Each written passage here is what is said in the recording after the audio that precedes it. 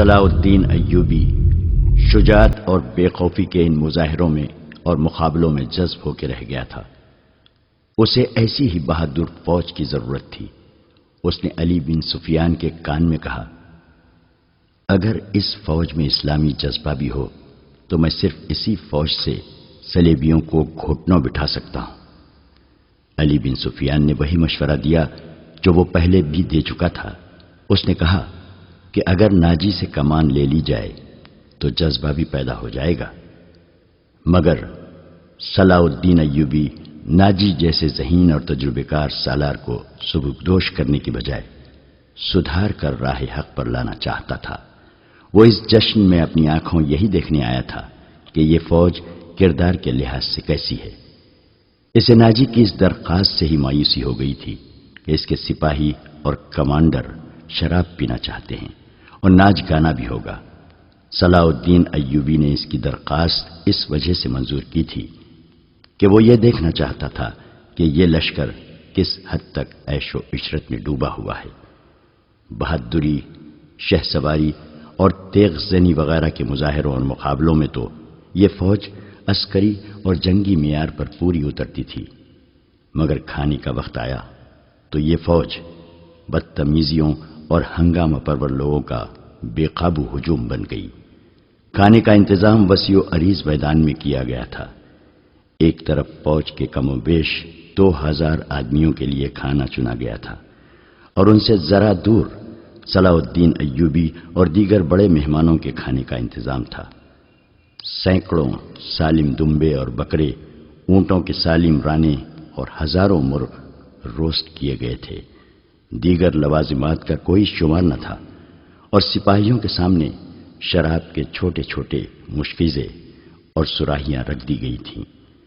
سپاہی کھانے اور شراب پر ٹوٹ پڑے، گٹا گٹ شراب چڑھانے لگے اور مورکہ آرائی ہونے لگی۔ صلاح الدین ایوبی یہ منظر دیکھ رہا تھا اور خاموش تھا۔ اس کے چہرے پر کوئی ایسا تاثر نہیں تھا جو یہ ظاہر کرتا کہ وہ کیا سوچ رہا ہے۔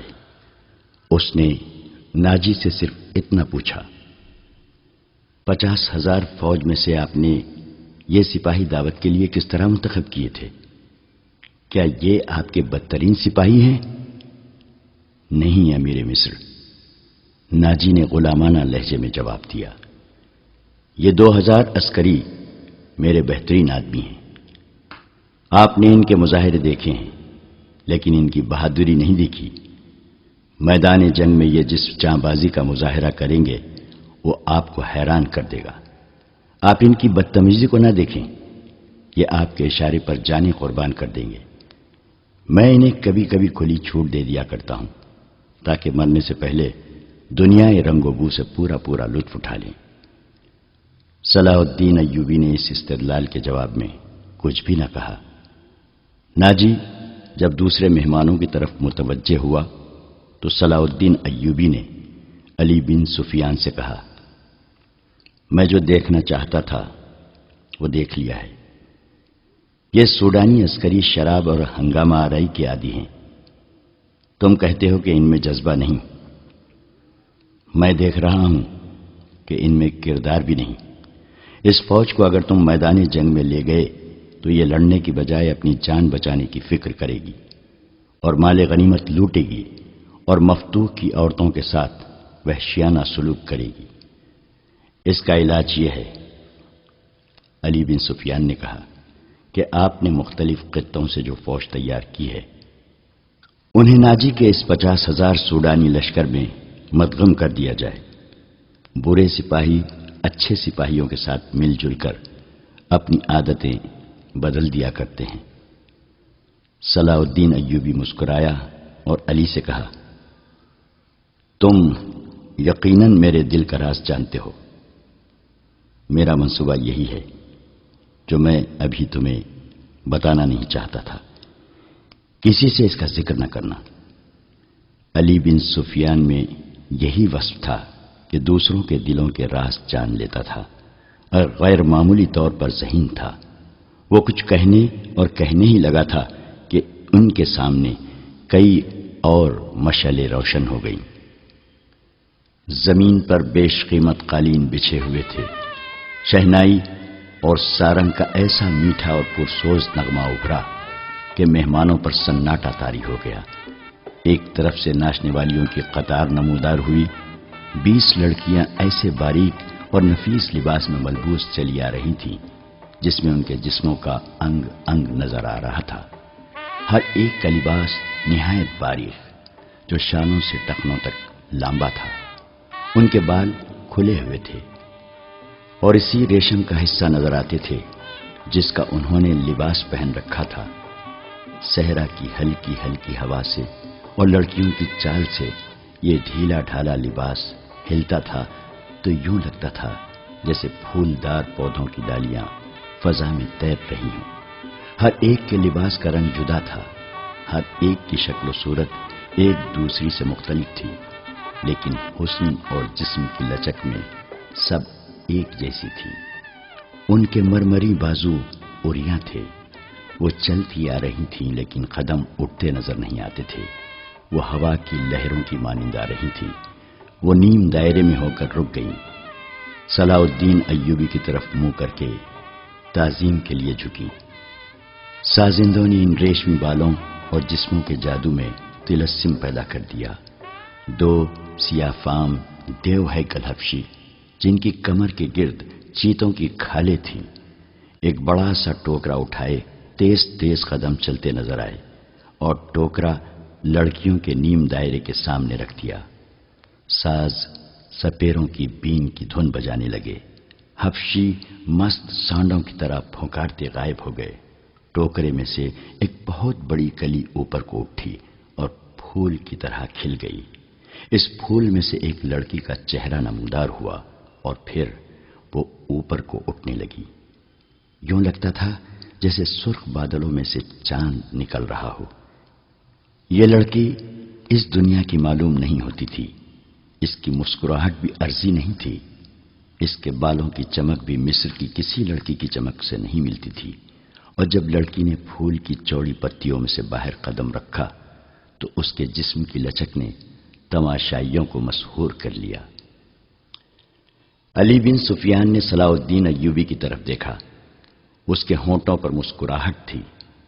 صلاح الدین ایوبی نے مسکرا کر ان کی کان میں کہا، مجھے توقع نہیں تھی کہ یہ اتنی خوبصورت ہوگی. ناجی نے صلاح الدین ایوبی کے پاس آ کر کہا، امیر مصر کا اقبال بلند ہو. اس لڑکی کا نام زکوئی ہے. اسے میں نے آپ کی خاطر سکندریہ سے بلایا ہے. یہ پیشاور رقاصہ نہیں اور یہ عصمت فروش بھی نہیں. رقص سے اسے پیار ہے. شوخیہ ناچتی ہے. کسی محفل میں نہیں جاتی. میں اس کے باپ کو جانتا ہوں. ساحل پر مچھلیوں کا کاروبار کرتا ہے. یہ لڑکی آپ کی عقیدت مند ہے. آپ کو پیغمبر مانتی ہے. میں اتفاق سے اس کے گھر اس کے باپ سے ملنے گیا تو اس لڑکی نے استدعا کی کہ سنا ہے صلاح الدین ایوبی امیر مصر بن کے آئے ہیں. خدا کے نام پر مجھے ان سے ملوا دو. میرے پاس اپنی جان اور رقص کے سوا کچھ بھی نہیں جو میں اس عظیم ہستی کے قدموں میں پیش کروں. قابل صد اہتمام امیر، میں نے آپ سے رقص و سرور کی اجازت اسی لیے مانگی تھی کہ اس لڑکی کو میں آپ کے حضور پیش کرنا چاہتا تھا. آپ نے اسے بتایا تھا کہ میں اپنے سامنے کسی لڑکی کو رقص اور اوریانی کی حالت میں نہیں دیکھ سکتا. صلاح الدین ایوبی نے کہا، یہ لڑکیاں جنہیں آپ ملبوس لائے ہیں بالکل ننگی ہیں. عالی مقام، ناجی نے کھسیانہ ہو کے جواب دیا، میں نے بتایا تھا کہ امیر مصر رقص کو ناپسند فرماتے ہیں، لیکن یہ کہتی تھی کہ وہ میرا رقص پسند کریں گے کیونکہ میرے رقص میں دعوت گناہ نہیں. یہ ایک باعصمت لڑکی کا رقص ہوگا. میں ایوبی کے حضور اپنا جسم نہیں اپنا فن پیش کروں گی. اگر میں مرد ہوتی تو ایوبی کی جان کی حفاظت کے لیے اس کے محافظ دستے میں شامل ہو جاتی. آپ کہنا کیا چاہتے ہیں؟ صلاح الدین ایوبی نے پوچھا. میں اس لڑکی کو اپنے پاس بلا کر اسے خراج تحسین پیش کروں کہ تم اپنے جسم کو ہزاروں مردوں کے سامنے اوریاں کر کے بہت اچھا ناچتی ہو. اسے اس پر شاباش کہوں کہ اس نے مردوں کے جنسی جذبات بھڑکانے میں خوب مہارت حاصل کی ہے؟ نہیں امیر مصر، ناجی نے کہا، میں اسے اس وعدے پر یہاں لایا ہوں کہ آپ اسے شرف باریابی بخشیں گے۔ یہ بڑی دور سے اسی امید پر آئی ہے۔ ذرا دیکھیے اسے، اس کے رقص میں پیشہ ورانہ تاثر نہیں، خود سپردگی ہے۔ دیکھیے آپ کو کیسی نظروں سے دیکھ رہی ہے۔ بے شک عبادت صرف اللہ کی جاتی ہے، لیکن یہ رقص کی اداؤں سے، عقیدت سے، مخمور نگاہوں سے آپ کی عبادت کر رہی ہے۔ آپ اسے اپنے خیمے میں آنے کی اجازت دے دیں، تھوڑی سی دیر کے لیے۔ اسے مستقبل کی وہ ماں سمجھیں جس کی کوکھ سے اسلام کی پاسبانی کے لیے جاںباز جنم لیں گے۔ یہ اپنے بچوں کو بڑے فخر سے بتائے گی کہ میں نے صلاح الدین ایوبی سے تنہائی میں باتیں کرنے کا شرف حاصل کیا تھا۔ ناجی نے نہایت پراسرار الفاظ اور جذباتی لب و لہجے میں صلاح الدین ایوبی سے منوا لیا کہ یہ لڑکی جسے اس نے ایک بردہ فروش سے خریدا تھا، شریف باپ کی باعصمت بیٹی ہے۔ اس نے صلاح الدین ایوبی سے کہلوا لیا کہ اچھا، اسے میرے خیمے میں بھیج دینا۔ زکوئی نہایت آہستہ آہستہ جسم کو بل دیتی اور بار بار صلاح الدین ایوبی کی طرف دیکھ کر مسکراتی تھی۔ باقی لڑکیاں اس کے گرد تتلیوں کی طرح جیسے اڑ رہی ہوں۔ یہ اچھل کود والا رقص نہیں تھا۔ مشعلوں کی روشنی میں کبھی تو یوں لگتا تھا جیسے ہلکے نیلے شفاف پانی میں جل پریاں تیر رہی ہوں۔ چاندنی کا اپنا ایک تاثر تھا۔ صلاح الدین ایوبی کے متعلق کوئی نہیں بتا سکتا کہ وہ گم سم بیٹھا کیا سوچ رہا تھا۔ ناجی کے سپاہی جو شراب پی کر ہنگامہ بپا کر رہے تھے، وہ بھی جیسے مر گئے تھے۔ زمین اور آسمان پر وجد طاری تھا۔ ناجی اپنی کامیابی پر بے حد مسرور تھا اور رات گزرتی جا رہی تھی۔ نصف شب کے بعد صلاح الدین ایوبی اس خوشنما خیمے میں داخل ہوا جو ناجی نے اس کے لیے نصب کرایا تھا۔ اندر اس نے قالین بچھا دیے تھے۔ پلنگ پر چیتے کی کھال کی مانند پلنگ پوش تھا۔ فانوس جو رکھوایا تھا اس کی ہلکی نیلی روشنی صحرا کی شفاف چاندنی کی مانند تھی اور اندر کی فضا عطر بیز تھی۔ خیمے کے اندر ریشمی پردے آویزاں تھے۔ ناجی صلاح الدین ایوبی کے ساتھ خیمے میں گیا اور پوچھا، اسے ذرا سی دیر کے لیے بھیج دوں؟ میں وعدہ خلافی سے بہت ڈرتا ہوں۔ بھیج دو، صلاح الدین ایوبی نے کہا، اور ناجی ہرن کی طرح چوکڑیاں بھرتا خیمے سے نکل گیا۔ تھوڑا ہی وقت گزرا ہوگا کہ صلاح الدین ایوبی کے محافظوں نے ایک رقاصہ کو اس خیمے کی طرف آتے دیکھا۔ خیمے کے ہر طرف مشعلیں روشن تھیں۔ روشنی کا یہ انتظام علی بن سفیان نے کرایا تھا تاکہ رات کے وقت محافظ گرد و پیش کو اچھی طرح سے دیکھ سکیں۔ رقاصہ قریب آئی تو انہوں نے اسے پہچان لیا۔ انہوں نے اسے رقص میں دیکھا تھا۔ یہ وہی لڑکی تھی جو ٹوکرے میں سے نکلی تھی۔ وہ زکوئی تھی۔ وہ رقص کے لباس میں تھی۔ یہ لباس توبہ شکن تھا۔ اس میں وہ عریاں تھی۔ محافظوں کے کمانڈر نے اسے روک لیا۔ زکوئی نے اسے بتایا اسے امیر مصر صلاح الدین ایوبی نے بلایا ہے۔ کمانڈر نے اسے بتایا کہ یہ ان امیروں میں سے نہیں جو تم جیسی فاحشہ لڑکیوں کے ساتھ راتیں گزارتے ہوں۔ آپ ان سے پوچھ لیں، زکوئی نے کہا۔ میں بن بلائے آنے کی جرت نہیں کر سکتی۔ ان کا بلاوا تمہیں کس طرح ملا تھا؟ کمانڈر نے پوچھا۔ سالار ناجی نے کہا ہے کہ تمہیں امیر مصر بلاتے ہیں، زکوئی نے کہا۔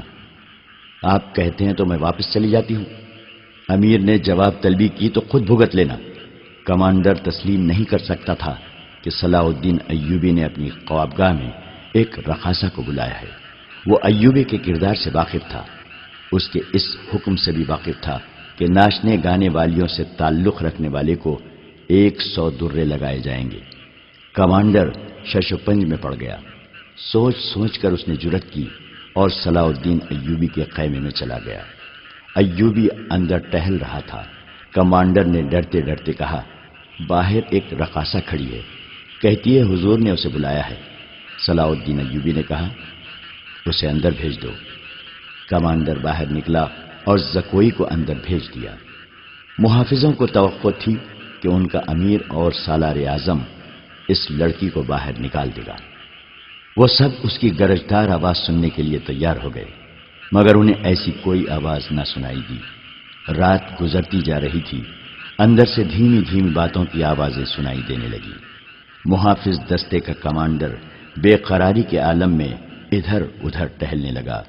ایک محافظ نے اس سے کہا، کیا یہ حکم صرف ہمارے لیے ہے کہ کسی فاحشہ کے ساتھ تعلق رکھنا جرم ہے؟ ہاں، اس نے جواب دیا، حکم صرف ماتحتوں کے لیے اور قانون صرف رعایا کے لیے ہوتے ہیں۔ امیر مصر کو درے نہیں لگائے جا سکتے، بادشاہوں کا کوئی کردار نہیں ہوتا۔ کمانڈر نے جل کر کہا، صلاح الدین ایوبی شراب بھی پیتا ہوگا؟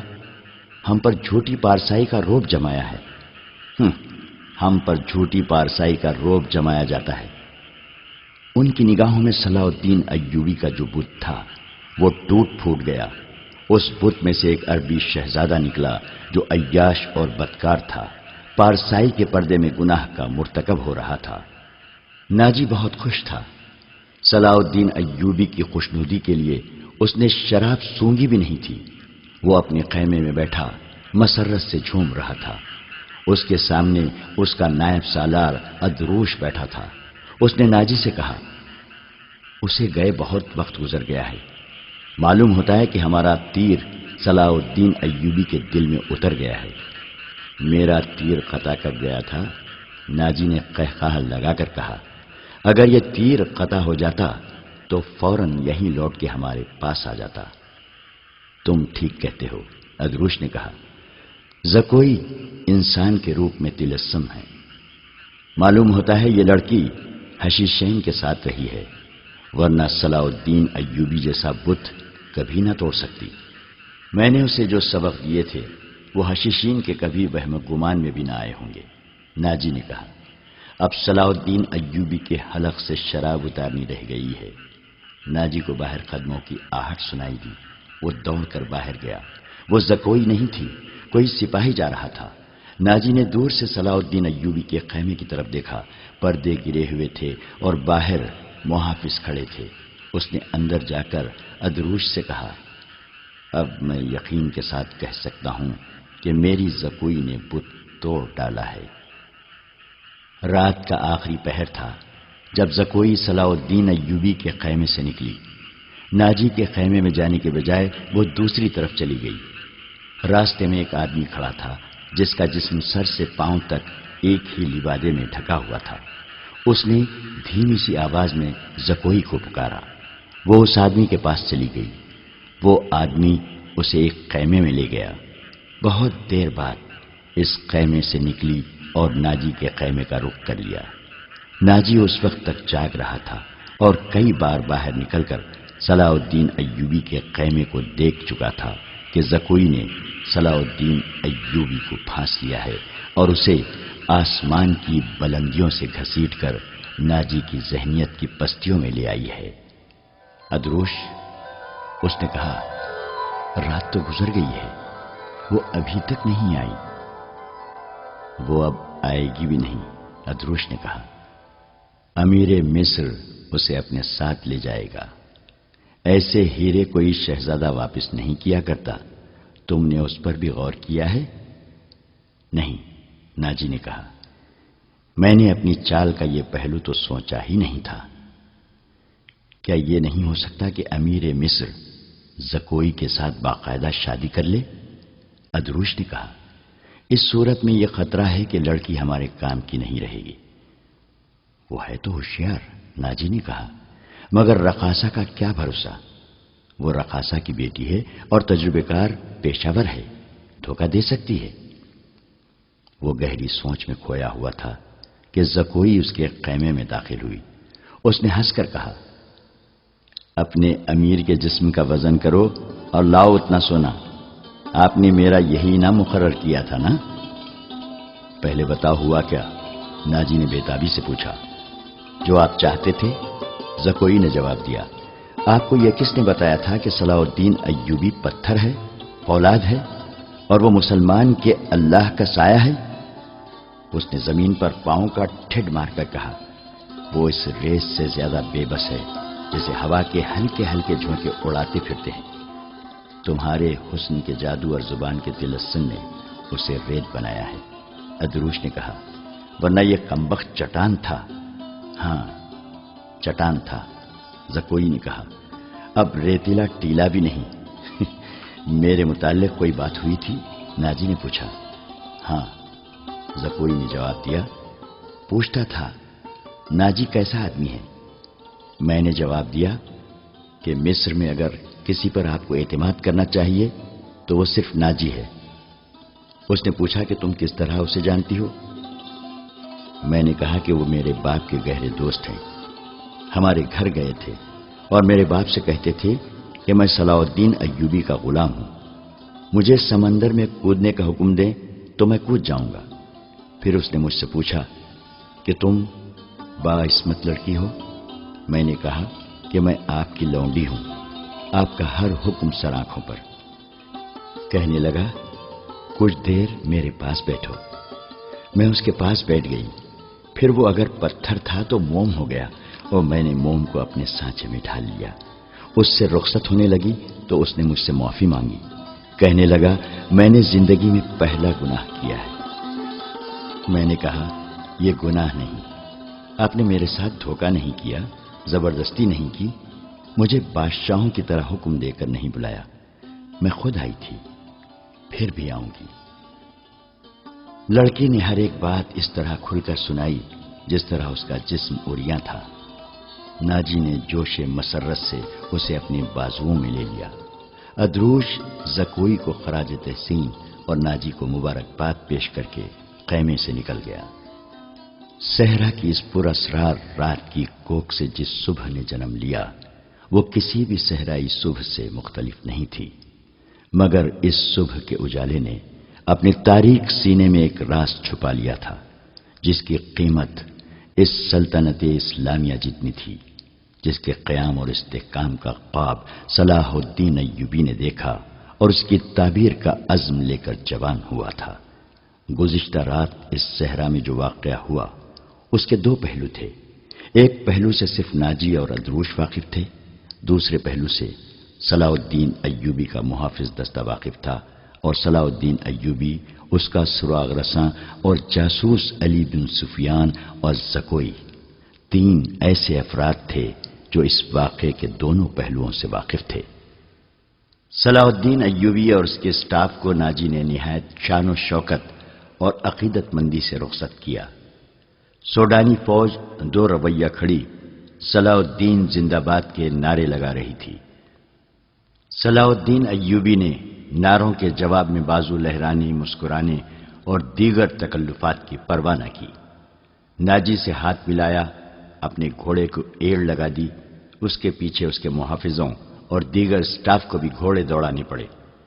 اپنے مرکزی دفتر میں پہنچ کر وہ علی بن سفیان اور اپنے ایک نائب کو اندر لے گیا اور دروازہ اندر سے بند کر لیا۔ وہ سارا دن کمرے میں بند رہے۔ سورج غروب ہوا، رات تاریک ہو گئی، کمرے کے اندر کھانا تو درکنار، پانی بھی نہیں گیا۔ رات خاصی گزر چکی تھی جب تینوں باہر نکلے اور اپنے اپنے گھروں کو روانہ ہوئے۔ علی بن سفیان ان سے الگ ہوا تو محافظوں کے دستے کے کمانڈر نے اسے روک لیا اور کہا، محترم، ہمارا فرض ہے کہ ہم حکم مانیں اور زبان بند رکھیں، لیکن میرے دستے میں ایک مایوسی اور بے اطمینانی پیدا ہو گئی ہے، خود میں بھی اس کا شکار ہو رہا ہوں۔ کیسی مایوسی؟ محافظ کہتے ہیں کہ ایک فوج کو شراب پینے کی اجازت ہے تو ہمیں اس سے کیوں منع کیا گیا ہے؟ کمانڈر نے کہا، اگر آپ میری شکایت کو گستاخی سمجھے تو سزا دیں، لیکن میری شکایت سن لیں۔ ہم اپنے امیر کو خدا کا برگزیدہ انسان سمجھتے تھے اور اس پر دل و جان سے فدا تھے، مگر رات اس کے خیمے میں ایک رقاصہ گئی تھی۔ علی بن سفیان نے اس کی بات پوری کرتے ہوئے کہا، تم نے کوئی گستاخی نہیں کی، گناہ امیر کرے یا غریب، سزا میں کوئی فرق نہیں، گناہ بہرحال گناہ ہے۔ میں تمہیں یقین دلاتا ہوں کہ رقاصہ اور امیر مصر کی خفیہ ملاقات کے ساتھ گناہ کا کوئی تعلق نہیں تھا۔ یہ کیا تھا ابھی نہیں بتاؤں گا، آہستہ آہستہ وقت گزرنے کے ساتھ ساتھ تم سب کو معلوم ہو جائے گا کہ رات کیا ہوا تھا۔ اس نے کمانڈر کے کندھے پر ہاتھ رکھ کر کہا، میری بات غور سے سنو عامر بن صالح، تم پرانے عسکری ہو، اچھی طرح جانتے ہو کہ فوج اور فوج کے سربراہوں کے کچھ راز ہوتے ہیں جن کی حفاظت ہم سب کا فرض ہے۔ رقاصہ اور امیر مصر کے خیمے میں جانا بھی ایک راز ہے۔ اپنے جابازوں کو کسی شک میں نہ پڑنے دو اور کسی سے ذکر تک نہ ہو کہ رات کیا ہوا تھا۔ علی بن سفیان کی قابلیت اور کارناموں سے یہ کمانڈر آگاہ تھا، مطمئن ہو گیا اور اس نے اپنے دستے کے شکوک رفع کر دیے۔ اگلے روز صلاح الدین ایوبی دوپہر کا کھانا کھا رہا تھا کہ اس سے اطلاع دی گئی کہ ناجی ملنے آیا ہے۔ صلاح الدین ایوبی کھانے سے فارغ ہو کر ناجی سے ملا۔ ناجی کا چہرہ بتا رہا تھا کہ گھبرایا ہوا ہے اور غصے میں بھی ہے۔ اس نے ہکلانے کے لہجے میں کہا، قابل صد احترام امیر، کیا یہ حکم آپ نے جاری کیا ہے کہ سوڈانی محافظ فوج کی 50,000 نفری مصر کی اس فوج میں مدغم کر دی جائے جو حال ہی میں تیار ہوئی ہے؟ ہاں ناجی، صلاح الدین ایوبی نے تحمل سے جواب دیا۔ میں نے کل سارا دن اور رات کا کچھ حصہ صرف کر کے اور بڑی گہری سوچ و بچار کے بعد یہ فیصلہ تحریر کیا ہے کہ جس فوج کے تم سالار ہو اسے مصر کی فوج میں اس طرح مدغم کر دیا جائے کہ ہر دستے میں سوڈانیوں کی نفری صرف 10% ہو، اور تمہیں یہ حکم بھی مل چکا ہوگا کہ تم اب اس فوج کے سالار نہیں ہوگے، تم فوج کے مرکزی دفتر میں آ جاؤ گے۔ عالی مقام ناجی نے کہا، مجھے کس جرم کی سزا دی جا رہی ہے؟ اگر تمہیں یہ فیصلہ پسند نہیں تو فوج سے الگ ہو جاؤ۔ صلاح الدین ایوبی نے کہا، معلوم ہوتا ہے میرے خلاف سازش کی گئی ہے۔ ناجی نے کہا، آپ کے بلند دماغ اور گہری نظر کو چھان بین کر لینی چاہیے۔ مرکز میں میرے بہت سے دشمن ہیں۔ میرے دوست صلاح الدین ایوبی نے کہا، میں نے یہ فیصلہ صرف اس لیے کیا ہے کہ میری انتظامیہ اور فوج سے سازشوں کا خطرہ ہمیشہ کے لیے نکل جائے، اور میں نے یہ فیصلہ اس لیے کیا ہے کہ فوج میں کسی کا عہدہ کتنا ہی اونچا کیوں نہ ہو اور کوئی کتنا ہی ادنا کیوں نہ ہو، وہ شراب نہ پیے، ہلڑ بازی نہ کرے اور فوجی جشنوں میں ناچ گانے نہ ہوں۔ لیکن علی جاں، ناجی نے کہا، میں نے حضور سے اجازت لے لی تھی، اور میں نے شراب اور ناچ گانے کی اجازت صرف اس لیے دی تھی کہ اس فوج کو اس کی اصل حالت میں دیکھ سکوں جسے تم ملت اسلامیہ کی فوج کہتے ہو۔ میں 50,000 نفری کو برطرف نہیں کر سکتا۔ مصری فوج میں سے اسے مدغم کر کے اس کے کردار کو سدھار دوں گا۔ اور یہ بھی سن لو کہ ہم میں کوئی مصری، سوڈانی، شامی اور عجمی نہیں ہے، ہم مسلمان ہیں، ہمارا جھنڈا ایک اور مذہب ایک ہے۔ امیر عالی مرتبت نے یہ تو سوچا ہوتا کہ میری حیثیت کیا رہ جائے گی جس کے تم اہل ہو۔ صلاح الدین ایوبی نے کہا، اپنے ماضی پر خود ہی نگاہ ڈالو، ضروری نہیں کہ اپنی کارستانیوں کی داستان مجھ سے سنو، فوراً واپس ہو جاؤ، اپنی فوج کی نفری، سامان، جانوروں، سامان خورد و نوش وغیرہ کے کاغذات تیار کر کے میرے نائب کے حوالے کر دو۔ 7 دن کے اندر میرے حکم کی تعمیل مکمل ہو جائے۔ ناجی نے کچھ کہنا چاہا لیکن صلاح الدین ایوبی ملاقات کے کمرے سے نکل گیا۔ یہ بات ناجی کے خفیہ حرم میں بھی پہنچ گئی تھی کہ زکوئی کو امیر مصر نے رات بھر کا شرف باریابی بخشا ہے۔ زکوئی کے خلاف حسد کی آگ پہلے ہی پھیلی ہوئی تھی۔ اسے آئے ابھی بہت تھوڑا عرصہ گزرا تھا، لیکن ناجی پہلے روز سے ہی اسے اپنے ساتھ رکھنے لگا تھا۔ اسے ذرا سی دیر کے لیے بھی اپنے اس حرم میں جانے نہ دیتا تھا جہاں اس کی دل پسند ناچنے والی جوان لڑکیاں رہتی تھیں۔ زکوئی کو اس نے الگ کمرہ دیا تھا۔ انہیں یہ تو معلوم نہ تھا کہ ناجی اسے صلاح الدین ایوبی کو موم کرنے کی ٹریننگ دے رہا ہے اور وہ کسی بہت بڑے تقریبی منصوبے پر کام کر رہا ہے۔ یہ رقاصائیں یہ دیکھ کر جل بھن گئی تھیں کہ زکوئی نے ناجی پر قبضہ کر لیا ہے اور اس کے دل میں ان کے خلاف نفرت پیدا کر دی ہے۔ حرم کی 2 لڑکیاں زکوئی کو ٹھکانے لگانے کی سوچتی رہتی تھیں۔ اب انہوں نے دیکھا کہ زکوئی کو امیر مصر نے بھی اتنا پسند کیا ہے کہ اسے رات بھر اپنے خیمے میں رکھا ہے تو وہ پاگل سی ہو گئی۔ اسے ٹھکانے لگانے کا واحد طریقہ قتل تھا۔ قتل کے 2 ہی طریقے ہو سکتے تھے، زہر یا کرائے کا قاتل جو اسے سوتے میں قتل کرائے۔ دونوں طریقے ممکن نہیں تھے کیونکہ زکوئی باہر نہیں نکلتی تھی اور زہر دینے کے لیے اس تک رسائی نہیں ہو سکتی تھی۔ ان دونوں نے حرم کی سب سے زیادہ چالاک ملازمہ کو اعتماد میں لے رکھا تھا، اسے انعام و اکرام دیتی رہتی تھی۔ جب حسد کی انتہا نے ان کی آنکھوں میں خون اتار دیا تو انہوں نے اس ملازمہ کو منہ مانگے انعام کا لالچ دے کر اپنا مدعا بیان کر دیا۔ یہ ملازمہ بڑی منجھی ہوئی عورت تھی۔ اس نے کہا کہ سالار کی رہائش گاہ میں جا کر زکوئی کو زہر دینا ممکن نہیں ہے، موقع محل دیکھ کر اسے خنجر سے قتل کیا جا سکتا ہے، اس کے لیے وقت چاہیے۔ اس نے وعدہ کیا کہ وہ زکوئی کی نقل و حرکت پر نظر رکھے گی، ہو سکتا ہے کہ کوئی موقع جلدی نکل آئے۔ اس جرائم پیشہ عورت نے یہ بھی کہا کہ اگر کوئی موقع نہ نکلا تو حشیشین کی مدد حاصل کی جائے گی، مگر وہ معاوضہ بہت زیادہ لیتے ہیں۔ دونوں لڑکیوں نے اسے یقین دلایا کہ وہ زیادہ سے زیادہ معاوضہ دینے کو تیار ہیں۔ ناجی بے حد غصے کے عالم میں اپنے کمرے میں ٹہل رہا تھا۔ زکوئی اسے ٹھنڈا کرنے کی بہت کوشش کر رہی تھی لیکن اس کا غصہ بڑھتا جا رہا تھا۔ آپ مجھے اس کے پاس جانے دیں، زکوئی نے چوتھی بار کہا۔ میں اسے شیشے میں اتار لوں گی۔ بیکار ہے، ناجی نے گرج کر کہا۔ وہ کمبخت حکم نامہ جاری کر چکا ہے جس پر عمل بھی شروع ہو چکا ہے۔ مجھے اس نے کہیں کا نہیں رہنے دیا۔ اس پر تمہارا جادو نہیں چل سکا۔ مجھے معلوم ہے کہ میرے خلاف یہ سازش کرنے والے لوگ کون ہیں۔ وہ میری ابھرتی ہوئی حیثیت سے حسد کرتے ہیں۔ میں امیر مصر بننے والا تھا، میں نے یہاں کے حکمرانوں پر حکومت کی ہے حالانکہ میں معمولی سا سالار تھا۔ اب میں سالار بھی نہیں رہا۔ اس نے دربان کو اندر بلا کر کہا، ادروش کو بلا لائے۔ اس کا ہمراز اور نائب ادروش آیا تو ناجی نے اس کے ساتھ بھی اسی موضوع پر بات کی۔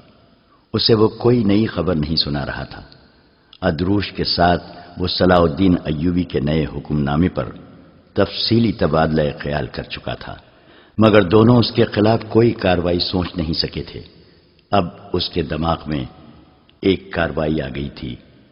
اس نے ادروش سے کہا، میں نے جوابی کارروائی سوچ لی ہے۔ کیا؟ بغاوت، ناجی نے کہا۔ ادروش چپ چاپ اسے دیکھتا رہا۔ ناجی نے کہا، تم حیران ہو گئے ہو؟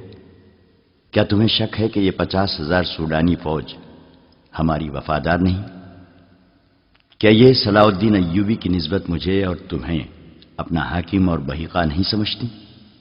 کیا تم اپنی فوج کو یہ کہہ کر بغاوت پر آمادہ نہیں کر سکتے کہ تمہیں مصریوں کا غلام بنایا جا رہا ہے اور مصر تمہارا ہے؟ ادروش نے گہری سانس لے کر کہا، میں نے اس اقدام پر غور نہیں کیا تھا۔ بغاوت کا انتظام ایک اشارے پر ہو سکتا ہے، لیکن مصر کی نئی فوج بغاوت کو دبا سکتی ہے اور اس فوج کو کمک بھی مل سکتی ہے۔ حکومت سے ٹکر لینے سے پہلے ہمیں ہر پہلو پر غور کر لینا چاہیے۔ میں غور کر چکا ہوں، ناجی نے جواب دیا۔ میں عیسائی بادشاہوں کو مدد کے لیے بلا رہا ہوں۔ تم 2 پیامبر تیار کر دو، انہیں بہت دور جانا ہے۔ آؤ میری باتیں غور سے سن لو۔ زکوئی، تم اپنے کمرے میں چلی جاؤ۔ زکوئی اپنے کمرے میں چلی گئی اور وہ دونوں ساری رات اپنے کمرے میں بیٹھے رہے۔ صلاح الدین ایوبی نے دونوں فوجوں کو مدغم کرنے کا وقت 7 روز مقرر کیا تھا۔ کاغذی کارروائی ہوتی رہی، ناجی پوری طرح تعاون کرتا رہا۔ 4 روز گزر چکے تھے۔ اس دوران ناجی ایک بار پھر صلاح الدین ایوبی سے ملا، لیکن اس نے کوئی شکایت نہ کی۔ تفصیلی رپورٹ دے کر صلاح الدین ایوبی کو مطمئن کر دیا کہ 7ویں روز دونوں فوجیں ایک ہو جائیں گی۔ صلاح الدین ایوبی کے نائبین نے بھی اسے یقین دلایا کہ ناجی دیانتداری سے تعاون کر رہا ہے، مگر علی بن سفیان کی رپورٹ کسی حد تک پریشان کن تھی۔ اس کی انٹیلیجنس سروس نے رپورٹ دی تھی کہ سوڈانی فوج کے سپاہیوں میں بے اطمینانی اور ابتری سی پائی جاتی ہے۔ وہ مصری فوج میں مدغم ہونے پر خوش نہیں۔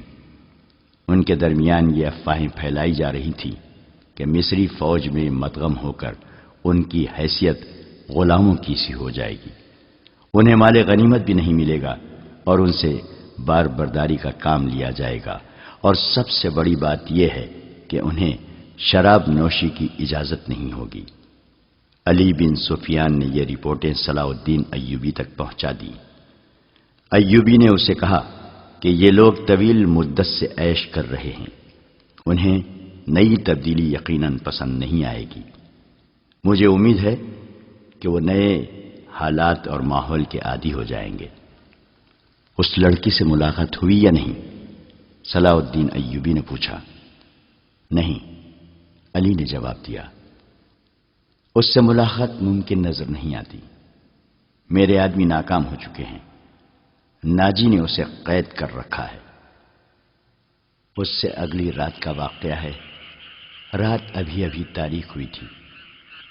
زکوئی اپنے کمرے میں تھی، ناجی ادروش کے ساتھ اپنے کمرے میں تھا۔ اسے گھوڑوں کے قدموں کی آوازیں سنائی دی۔ اس نے پردہ ہٹا کر دیکھا، باہر کے چراغوں کی روشنی میں اسے 2 گھوڑ سوار گھوڑوں سے اترتے دکھائی دیے۔ لباس سے وہ تاجر معلوم ہوتے تھے، لیکن وہ گھوڑوں سے اتر کر ناجی کے کمرے کی طرف چلے تو ان کی چال بتاتی تھی کہ یہ تاجر نہیں۔ اتنے میں ادروش باہر نکلا۔ دونوں سوار اسے دیکھ کر رک گئے اور ادروش کو سپاہیوں کے انداز سے سلام کیا۔ ادروش نے ان کے گرد گھوم کر ان کے لباس کا جائزہ لیا، پھر انہیں کہا کہ ہتھیار دکھاؤ۔ دونوں نے پھرتی سے چوغے کھولے اور ہتھیار دکھائے۔ ان کے پاس چھوٹی تلواریں اور ایک خنجر تھا۔ ادروش انہیں اندر لے گیا۔ دربان ایک طرف کھڑا تھا۔ زکوئی گہری سوچ میں کھو گئی۔ وہ کمرے سے نکلی اور ناجی کے کمرے کا رخ کیا، مگر دربان نے اسے دروازے پر روک لیا اور کہا کہ اسے حکم ملا ہے کہ کسی کو اندر نہ جانے دوں۔ زکوئی کو وہاں ایسی حیثیت حاصل ہو گئی تھی کہ وہ کمانڈروں پر بھی حکم چلانے لگی تھی۔ دربان کے روکنے سے بھی وہ سمجھ گئی کہ کوئی خاص بات ہے۔ اسے یاد آیا کہ 2 راتیں پہلے ناجی نے اس کی موجودگی میں ادروش سے کہا تھا، میں عیسائی بادشاہوں کو مدد کے لیے بلا رہا ہوں، تم 2 پیامبر تیار کرو، انہیں بہت دور جانا ہے۔ اور پھر اس نے زکوئی کو اپنے کمرے میں چلے جانے کو کہا تھا، اور اس نے بغاوت کی باتیں بھی کی تھی۔ یہ سب کچھ سوچ کر وہ اپنے کمرے میں واپس چلی گئی۔ اس کے اور ناجی کے خاص کمرے کے درمیان ایک دروازہ تھا جو دوسری طرف سے بند تھا۔ اس نے اسی دروازے کے ساتھ کان لگا دیے۔ ادھر کی آوازیں دھیمی تھیں، اسے کوئی بات سمجھ نہ آئی۔ کچھ دیر بعد اسے ناجی کی بڑی صاف آواز سنائی دی۔ اس نے کہا، آبادیوں سے دور رہنا، اگر کوئی شک و پکڑنے کی کوشش کرے تو تم سب سے پہلے یہ پیغام غائب کرنا، جان پر کھیل جانا، جو بھی راستے میں حائل ہو اسے ختم کر دینا۔ تمہارا سفر 4 دنوں کا ہے، 3 دنوں میں پہنچنے کی کوشش کرنا۔ سمت یاد کر لو، شمال مشرق۔ دونوں آدمی باہر نکلے۔ زکوئی بھی باہر آ گئی۔ اس نے دیکھا کہ وہ دونوں گھوڑوں پر سوار ہو رہے تھے۔ ناجی اور ادروش بھی باہر کھڑے تھے۔ سواروں کو الوداع کہنے نکلے ہوں گے۔ سوار بہت تیزی سے روانہ ہو گئے۔ ناجی نے زکوئی کو دیکھا تو اسے بلا کر کہا، میں باہر جا رہا ہوں، کام بہت ہے، تم آرام کرو، اگر اکیلے دل نہ لگے تو حرم میں گھوم پھر آنا۔ ہاں، زکوئی نے کہا، جب سے آئی ہوں باہر نہیں نکلی۔ ناجی اور ادروس چلے گئے۔ زکوئی نے چوغا پہنا، کمر بند میں خنجر رکھا اور حرم کی طرف چل پڑی۔ وہ جگہ چند 100 گز دور تھی۔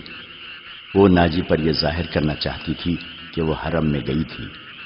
دربان کو بھی اس نے یہی بتایا۔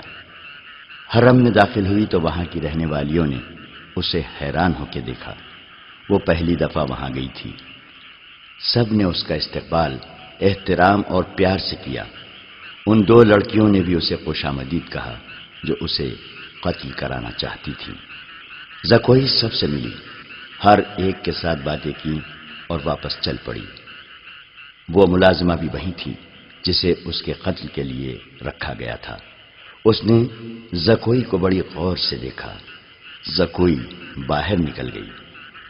حرم والے مکان اور ناجی کی رہائش گاہ کا درمیانی علاقہ اونچا نیچا تھا اور ویران۔ زکوئی حرم سے نکلی تو ناجی کی رہائش گاہ کی طرف جانے کی بجائے بہت تیز تیز دوسری سمت چل پڑی۔ ادھر ایک پگڈنڈی بھی تھی، لیکن زکوئی اس سے ذرا دور ہٹ کر جا رہی تھی۔ اس سے 15-20 قدم پیچھے ایک سیاہ سایہ چلا جا رہا تھا۔ وہ کوئی انسان ہی ہو سکتا تھا، مگر سر سے پاؤں تک ایک لبادے میں لپٹا ہونے کی وجہ سے سیاہ بھوت لگتا تھا۔ زکوئی کی رفتار تیز ہوئی تو اس بھوت نے اپنی رفتار اس سے بھی تیز کر دی۔ آگے گھنی جھاڑیاں تھیں، زکوئی ان میں روپوش ہو گئی۔ سیاہ بھوت بھی جھاڑیوں میں غائب ہو گیا۔ وہاں سے کوئی 250-300 گز آگے صلاح الدین ایوبی کی رہائش گاہ تھی، جس کے ارد گرد فوج کے اعلیٰ رتبوں کے افراد رہتے تھے۔ زکوئی کا رخ ادھر ہی تھا۔ وہ گھنی جھاڑیوں میں سے نکلی ہی تھی کہ بائیں طرف سے سیاہ بھوت اٹھا۔ چاندنی بڑی صاف تھی، پھر بھی اس کا چہرہ نظر نہیں آتا تھا۔ اس کے پاؤں کی آہٹ بھی نہیں تھی۔ بھوت کا ہاتھ اوپر اٹھا، چاندنی میں خنجر چمکا اور بجلی کی تیزی سے خنجر زکوئی کے بائیں کندھے اور گردن کے درمیان اتر گیا۔ زکوئی کی چیخ نہیں نکلی، خنجر اس کے کندھے سے نکل گیا۔ زکوئی نے اتنا گہرا زخم کھا کر بھی نہایت تیزی سے اپنے کمر بند سے خنجر نکالا۔ بھوت نے اس پر دوسرا وار کیا تو زکوئی نے اس کے خنجر والے بازو کو اپنے بازو سے روک کر اپنا خنجر بھوت کے سینے میں گھونپ دیا۔ اسے چیخ سنائی دی جو کسی عورت کی تھی۔ زکوئی نے اپنا خنجر کھینچ کر دوسرا وار کیا جو بھوت کے پیٹ میں اتر گیا۔ اس کے ساتھ ہی اس کے اپنے پہلو میں خنجر لگا، لیکن زیادہ گہرا نہیں اترا۔ بھوت چکرا کر گرا۔ زکوئی نے یہ نہیں دیکھا کہ اس پر حملہ کرنے والا کون تھا۔ وہ دوڑ پڑی۔ اس کے جسم سے خون بہت تیزی سے بہہ رہا تھا۔ صلاح الدین ایوبی کا مکان اسے چاندنی میں نظر آنے لگا۔ آدھا فاصلہ طے کر کے اسے چکر آنے لگے۔ اس کی رفتار سست ہونے لگی۔ اس نے چلانا شروع کر دیا، علی ایوبی، علی ایوبی۔ اس کے کپڑے لال سرخ ہو گئے تھے اور وہ بڑی مشکل سے قدم گھسیٹ رہی تھی۔ اس کی منزل تھوڑی ہی دور رہ گئی تھی، جہاں تک پہنچنا اس کے لیے ممکن نظر نہیں آتا تھا۔ وہ مسلسل صلاح الدین ایوبی اور علی بن سفیان کو پکارے جا رہی تھی۔ قریب کہیں ایک گشتی سنتری پھر رہا تھا۔ اسے اس کی آوازیں سنائی دیں تو وہ دوڑ کر پہنچا۔ زکوئی اس پر گر پڑی اور کہا، مجھے امیر مصر تک پہنچا دو، بہت جلدی، بہت جلدی۔ سنتری نے اس کا خون دیکھا تو اسے پیٹھ پر لاد کر دوڑ پڑا۔ صلاح الدین ایوبی اپنے کمرے میں بیٹھا علی بن سفیان سے رپورٹ دے رہا تھا۔ اس کے 2 نائب بھی موجود تھے۔ یہ رپورٹیں کچھ اچھی نہیں تھیں۔ علی بن سفیان نے بغاوت کے خدشے کا اظہار کیا تھا جس پر غور ہو رہا تھا۔ دربان گھبراہٹ کے عالم میں اندر آیا اور بتایا کہ ایک سپاہی ایک زخمی لڑکی کو اٹھائے باہر کھڑا ہے، کہتا ہے یہ لڑکی امیر مصر سے ملنا چاہتی ہے۔ یہ سنتے ہی علی بن سفیان کمان سے نکلے ہوئے تیر کی طرح کمرے سے نکل گیا۔ اس کے پیچھے صلاح الدین ایوبی دوڑ پڑا۔ اتنے میں لڑکی کو اندر لے آئے۔ صلاح الدین ایوبی نے کہا، طبیب اور جراح کو فوراً بلاؤ۔ لڑکی کو صلاح الدین ایوبی نے اپنے پلنگ پر لٹا دیا۔ ذرا سی دیر میں پلنگ پوش خون سے لال ہونے لگا۔ کسی کو نہ بلاؤ، لڑکی نے نحیف آواز میں کہا، میں اپنا فرض ادا کر چکی ہوں۔ تمہیں زخمی کس نے کیا ہے زکوئی؟ علی بن سفیان نے پوچھا۔ پہلے ضروری باتیں سن لو، زکوئی نے کہا۔ شمال مشرق کی طرف سوار دوڑا دو۔ 2 سوار جاتے نظر آئیں گے۔ دونوں کے چوغے بادامی رنگ کے ہیں۔ ایک کا گھوڑا بادامی اور دوسرے کا سیاہ ہے۔ وہ تاجر لگتے ہیں۔ ان کے پاس سالار ناجی کا تحریری پیغام ہے جو عیسائی بادشاہ فرینک کو بھیجا گیا ہے۔ ناجی کی یہ سوڈانی فوج بغاوت کرے گی۔ مجھے اور کچھ بھی نہیں معلوم۔ تمہاری سلطنت سخت خطرے میں ہے۔ ان 2 سواروں کو راستے میں پکڑ لو، تفصیل ان کے پاس ہے۔ بولتے بولتے زکوئی کو غشی آنے لگی۔ 2 طبیب آ گئے۔ انہوں نے زکوئی کا خون بند کرنے کی کوششیں شروع کر دی۔ اس کے منہ میں دوائیاں ڈالی جن کے اثر سے وہ بولنے کے قابل ہو گئی۔ وہ ضروری پیغام دے چکی تھی۔ اس کے بعد اس نے دوسری ساری باتیں سنائیں، مثلا ناجی نے ادروش کے ساتھ کیا باتیں کی تھیں، اسے کس طرح اپنے کمرے میں بھیج دیا گیا تھا، ناجی کا غصہ اور بھاگ دوڑ، 2 سواروں کا آنا وغیرہ۔ پھر اس نے بتایا کہ اسے کچھ علم نہیں کہ اس پر حملہ کرنے والا کون تھا۔ وہ موقع موضوع دیکھ کر ادھر ہی رپورٹ دینے کے لیے آ رہی تھی کہ پیچھے سے کسی نے اسے خنجر گھونپ دیا۔ اس نے اپنا خنجر نکال کر حملہ آور پر حملہ کیا۔ حملہ آور کی چیخ بتاتی تھی کہ وہ کوئی عورت ہے۔ اس نے حملے کی جگہ بتائی۔ اسی وقت اس جگہ آدمی دوڑا دیے گئے۔ زکوئی نے کہا تھا کہ وہ زندہ نہیں ہو سکتی۔ اس کے خنجر اس کے سینے اور پیٹ میں لگے تھے۔ خون رک نہیں رہا تھا۔ زیادہ تر خون تو پہلے ہی بہہ گیا تھا۔ زکوئی نے صلاح الدین ایوبی کا ہاتھ پکڑا اور چوم کر کہا، اللہ آپ کو اور آپ کی سلطنت کو سلامت رکھے۔ آپ شکست نہیں کھا سکتے۔ مجھ سے زیادہ کوئی نہیں بتا سکتا کہ صلاح الدین ایوبی کا ایمان کتنا پختہ ہے۔ پھر اس نے علی بن سفیان سے کہا، میں نے کوتاہی تو نہیں کی؟ آپ نے جو فرض مجھے سونپا تھا وہ میں نے پورا کر دیا ہے۔ تم نے اس سے زیادہ پورا کیا ہے۔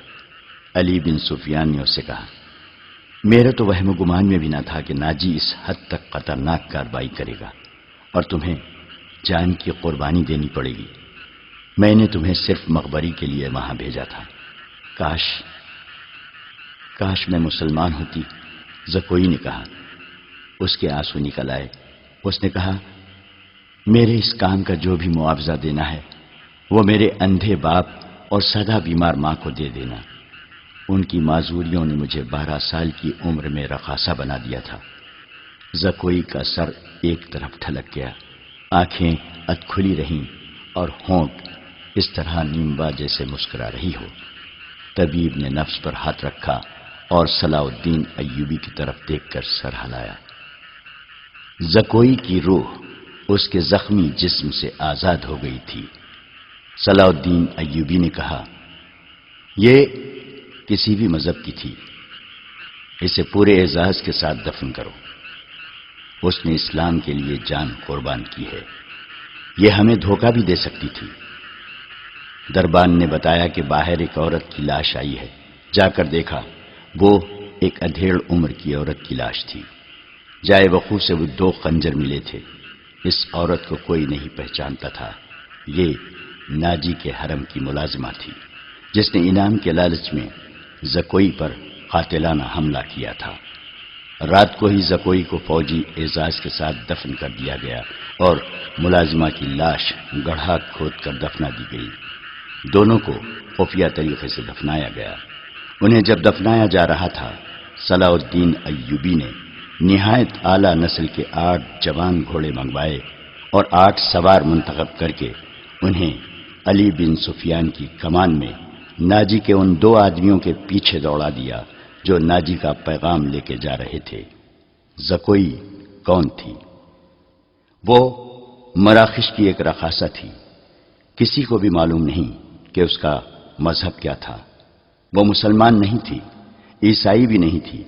جیسا کہ کہا جا چکا ہے کہ علی بن سفیان صلاح الدین ایوبی کی انٹیلیجنس یعنی جاسوسی اور سراغ رسانی کا سربراہ تھا۔ اسے دوسروں کے راز معلوم کرنے کے لیے کئی ڈھنگ اختیار کرنے پڑتے تھے۔ صلاح الدین ایوبی اسے اپنے ساتھ مصر لایا تھا۔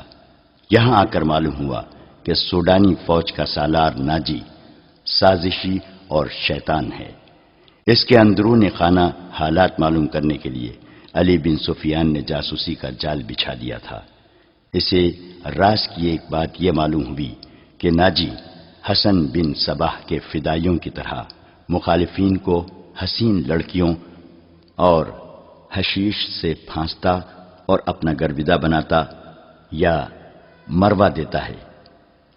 علی بن سفیان نے تلاش بسیار کے بعد کسی کی وساست سے زکوئی کو مراکش سے حاصل کیا اور خود بردہ فروش کا بہروپ دھار کر اسے ناجی کے ہاتھ بیچ دیا۔ اس لڑکی میں ایسا جادو تھا کہ ناجی اسے صلاح الدین ایوبی کو پھانسنے کے لیے استعمال کرنا چاہتا تھا، مگر خود ہی اس لڑکی کے دام میں پھنس گیا۔ پھنسا بھی ایسا کہ اس کے سامنے وہ اپنے نائب سالار کے ساتھ راز کی باتیں کرتا رہا۔ اس نے زکوئی کو جشن کی رات صلاح الدین ایوبی کے خیمے میں بھیج دیا اور اپنی اس فتح پر بے حد مسرور تھا کہ صلاح الدین ایوبی کا اس نے بت توڑ دیا ہے۔ اب وہ اسی لڑکی کے ہاتھوں اسے شراب بھی پلا سکے گا اور پھر اسے اپنا مرید بنا لے گا۔ مگر اس کے فرشتے کو بھی نہیں معلوم ہو سکا کہ زکوئی صلاح الدین ایوبی ہی کی جاسوسہ تھی۔ وہ اسے خیمے میں رپورٹیں دیتی رہی اور صلاح الدین ایوبی سے ہدایات لیتی رہی تھی۔ اس کے خیمے سے نکل کر زکوئی دوسری طرف چلی گئی تھی، جہاں اسے منہ اور سر پر لپیٹے ایک آدمی ملا تھا۔ وہ آدمی علی بن سفیان تھا جس نے اسے کچھ اور ہدایت دی تھی۔ اس کے بعد زکوئی ناجی کے گھر سے باہر نہ نکل سکی، اس لیے وہ علی بن سفیان کو کوئی رپورٹ نہ دے سکی۔ آخر اسے موقع مل گیا اور وہ ایسی خبر لے کر وہاں سے نکلی جو خدا کے سوا کسی اور کو معلوم نہ تھی۔ یہ زکوئی کی بد نصیبی تھی کہ حرم میں اس کے خلاف اس لیے سازش ہو رہی تھی کہ اس نے ناجی پر قبضہ کر لیا ہے۔ یہ سازش کامیاب ہو گئی اور زکوئی قتل ہو گئی، لیکن وہ اطلاع پہنچانے تک زندہ رہی۔ اس کے مرنے کے بعد کچھ عرصہ بعد وہ معاوضہ جو علی بن سفیان نے اس کے ساتھ طے کیا تھا، صلاح الدین ایوبی کی طرف سے انعام اور وہ رقم جو علی بن سفیان نے ناجی سے بردہ فروش کے بھیس میں زکوئی کی قیمت کے طور پر وصول کی تھی، مراکش میں زکوئی کے معذور والدین کو ادا کر دی۔ موت کی اس رات کے ستارے ٹوٹ گئے اور صبح طلوع ہوئی تو علی بن سفیان 8 سواروں کے ساتھ انتہائی تیز رفتار سے شمال مشرق کی طرف جا رہا تھا۔ آبادیاں دور پیچھے رہ گئی تھیں۔ اسے معلوم تھا کہ فرینک کے ہیڈ کوارٹر تک پہنچنے کا راستہ کون سا ہے۔ رات انہوں نے گھوڑوں کو تھوڑی سی دیر کے لیے آرام دے دیا تھا۔ یہ عربی گھوڑے تھکے ہوئے بھی تازہ دم لگتے تھے۔ دور افق پر کھجور کے چند ایک درخت میں علی کو 2 گھوڑے جاتے نظر آئے۔ اس نے اپنی پارٹی کو رستہ بدلنے اور اوٹ میں ہونے کے لیے ٹیلوں کے ساتھ ساتھ ہو جانے کو کہا۔ وہ صحرا کا رازدان تھا، بھٹکنے کا اندیشہ نہ تھا۔ اس نے رفتار اور تیز کر دی۔ اگلے 2 سواروں اور اس کی پارٹی میں کم بیش 4 میل کا فاصلہ تھا۔ یہ فاصلہ طے ہو گیا مگر گھوڑے تھک گئے۔ وہ جب کھجوروں کے درختوں تک پہنچے تو 2 سوار کوئی 2 میل دور مٹی کی ایک پہاڑی کے ساتھ ساتھ جا رہے تھے۔ ان کے گھوڑے بھی شاید تھک گئے تھے۔ دونوں سوار اترے اور نظروں سے اوجھل ہو گئے۔ وہ پہاڑی کی اوٹ میں بیٹھ گئے ہیں، علی بن سفیان نے کہا اور راستہ بدل دیا۔ فاصلہ کم ہوتا گیا اور جب فاصلہ چند گز رہ گیا تو دونوں سوار اوٹ سے سامنے آئے۔ انہوں نے گھوڑوں کے سر پر دوڑنے کا شور سن لیا تھا۔ وہ دوڑ کر غائب ہو گئے۔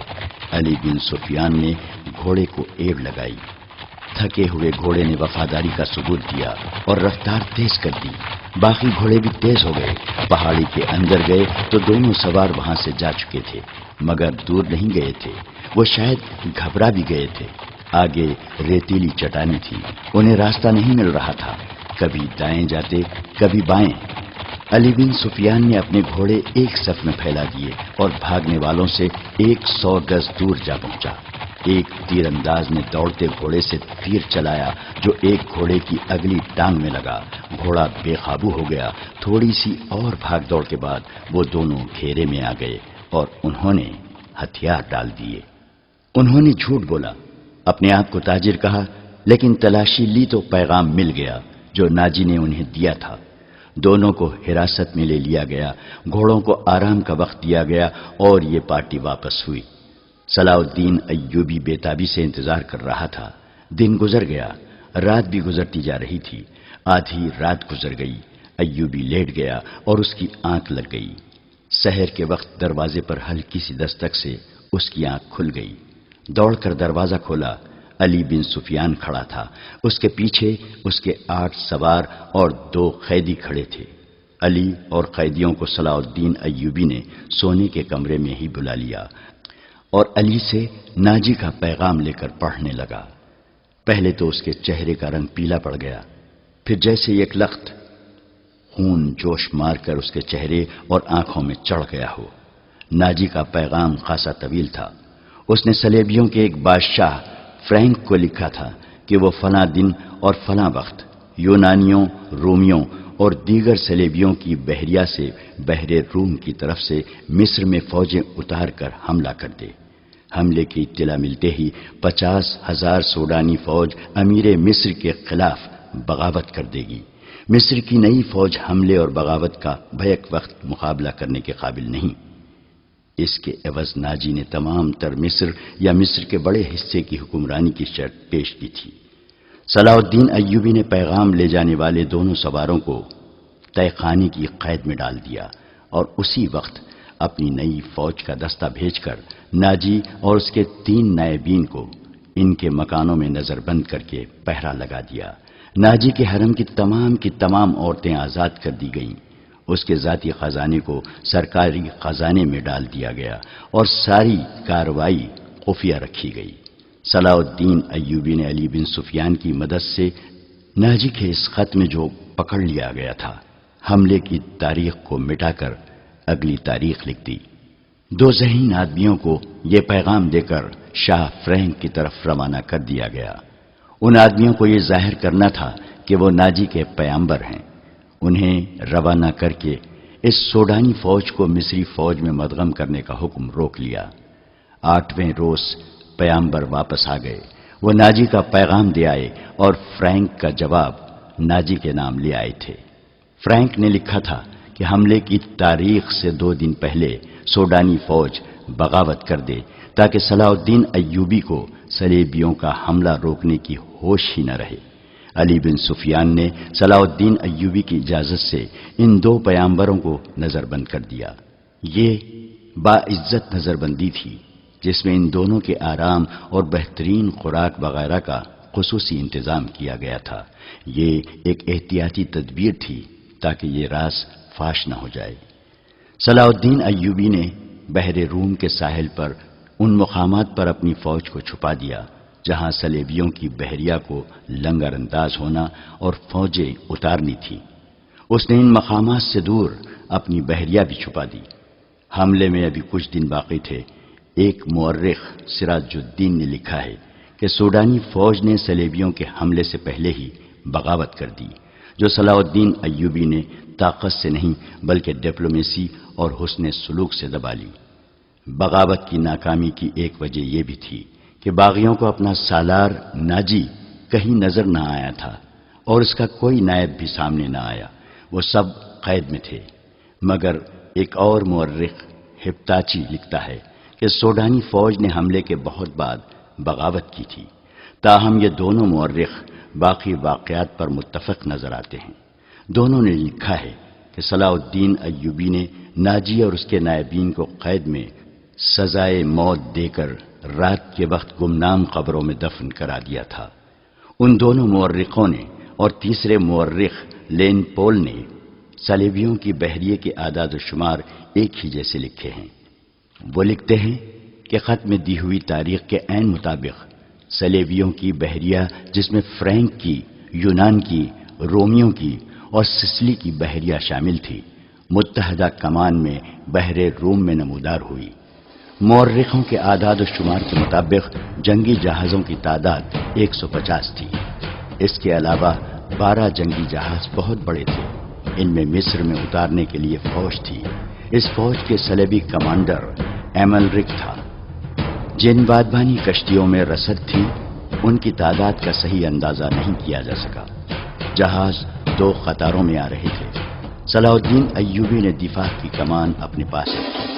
اس نے صلیبیوں کی بحریہ کو ساحل کے قریب آنے دیا۔ سب سے پہلے بڑے جہاز لنگر انداز ہوئے۔ اچانک ان پر آگ برسنے لگی۔ یہ منجنیقوں سے پھینکی ہوئی مشعلیں تھیں اور آگ کے گولے اور ایسی تیر بھی تھے جن کے پچھلے حصے جلتی ہوئی شعلوں کی مانند تھے۔ مسلمانوں کی برسائی ہوئی اس آگ نے جہازوں اور کشتیوں کے بادبانوں کو آگ لگا دی۔ جہاز لکڑی کے بنے ہوئے تھے، فوراً جل اٹھے۔ ادھر سے مسلمانوں کے چھپے ہوئے جہاز آ گئے، انہوں نے بھی آگ ہی برسائی۔ یوں معلوم ہوتا تھا جیسے بحر روم جل رہا ہو۔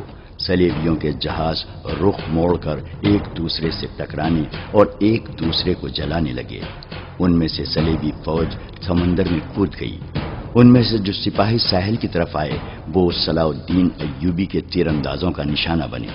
ادھر نور الدین زنگی نے شاہ فرینک کی سلطنت پر حملہ کر دیا۔ فرینک نے اپنی فوج کو مصر میں داخل کرنے کے لیے خشکی کے ذریعے روانہ کر دیا تھا۔ فرینک صلیبیوں کی بحریہ کے ساتھ تھا۔ اسے اپنے ملک پر حملے کی اطلاع ملی تو بڑی مشکل سے جان بچا کر اپنے ملک میں پہنچا، مگر وہاں کی دنیا ہی بدل گئی تھی۔ بحر روم میں صلیبیوں کا متحدہ بیڑا نظر آتش ہو گیا اور فوج جل کر اور ڈوب کر ختم ہو گئی۔ صلیبیوں کا ایک کمانڈر ایملرک بچ گیا۔ اس نے ہتھیار ڈال کر صلح کی درخواست کی جو بہت بڑی رقم کے عوض منظور کر لی گئی۔ یونانیوں اور سسلی والوں کے کچھ جہاز بچ گئے تھے۔ صلاح الدین ایوبی نے انہیں اپنے جہاز واپس لے جانے کی اجازت دے دی، مگر راستے میں ایسا طوفان آیا کہ تمام تر بچے کچے جہاز غرق ہو گئے۔ 19 دسمبر 1169 کے روز صلیبیوں نے اپنی شکست پر دستخط کیے اور صلاح الدین ایوبی کو تاوان ادا کیا۔